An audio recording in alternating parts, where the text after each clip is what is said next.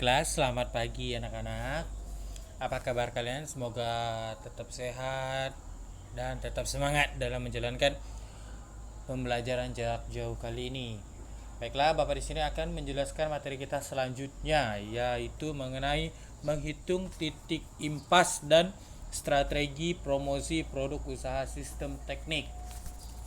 Jadi ada dua, yang pertama menghitung titik impas, yang kedua strateginya. Baiklah, yang pertama akan kita bahas yaitu fungsi dari break even point. Ya. Jadi yang pertama itu fungsinya.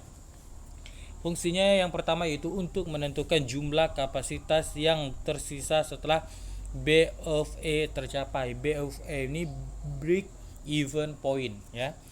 Yang kedua yaitu untuk menentukan dampak pada laba jika otomatisasi atau biaya tetap menggantikan tenaga kerja atau biaya variabel. Itu yang kedua. Yang ketiga, untuk menentukan perubahan laba jika harga produk diubah.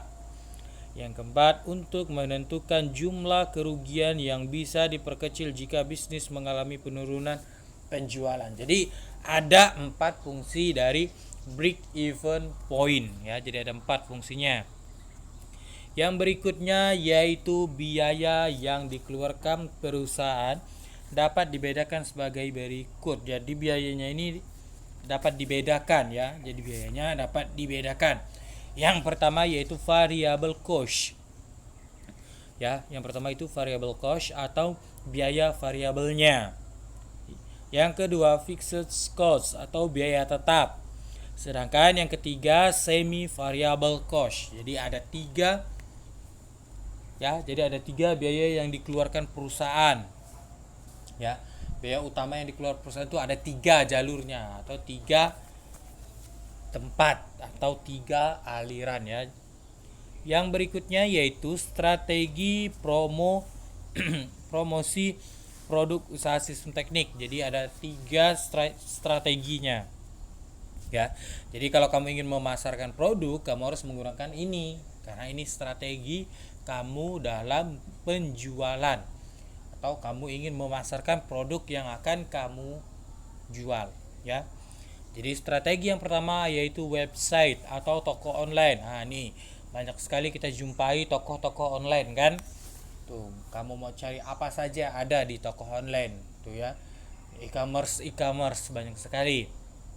Yang kedua yaitu media sosial. Nah, kamu bisa memanfaatkan media sosial kamu, baik itu Facebook, Instagram, Twitter dan lain-lain. Itu sangat membantu sekali. Yang ketiga yaitu perangkat mobile. Nah, yang ketiga ini perangkat mobile. Kamu pasti memilikinya. Tidak mungkin kamu tidak memiliki perangkat mobile. Semua orang ada perangkat mobilenya. Jadi, kamu bisa menggunakannya untuk memasarkan produk yang akan kamu jual atau yang kamu hasilkan, ya. Yang ketiga yaitu laporan kegiatan usaha rekayasa sistem teknik. Jadi ini ada laporannya. Laporan kegiatan usaha rekayasa sistem teknik. Jadi semua kegiatan pasti ada laporannya. Jadi laporan dapat dibedakan sebagai berikut. Jadi laporan ini dapat dibedakan menjadi 4 bagian. Yang pertama laporan laba rugi. Nah, yang pertama itu laporan laba rugi. Laba rugi berarti untung dan rugi. Yang kedua laporan perubahan modal. Ini, ya, jadi laporan perubahan modal. Jadi yang ini laporan perubahan modal yang menunjukkan perubahan modal pemilik atau laba yang tidak dibagikan pada suatu periode akuntansi karena adanya transaksi usaha pada periode tersebut. Tuh. Yang ketiga neraca, ya. Jadi neraca dapat yang memperlihatkan posisi sumber daya perusahaan serta informasi tentang asal sumber daya tersebut. Jadi neraca ini sumbernya itu dari mana? Sumber kekayaan dari perusahaan tersebut, ya, sumber pendapatannya. Yang keempat yaitu laporan arus kas atau cash flow. Laporan yang menunjukkan aliran uang yang diterima dan digunakan perusahaan dalam periode akuntansi beserta sumbernya. Jadi harus ada laporan arus kasnya. Jadi laporan dalam perusahaan itu ada 4. Laporan laba rugi, laporan perubahan modal, neraca, dan laporan arus kas atau cash flow, ya. Jadi Cukup sampai di sini materi dari Bapak. Bapak harapkan apa yang Bapak sampaikan dapat kalian mengerti dan kalian pahami.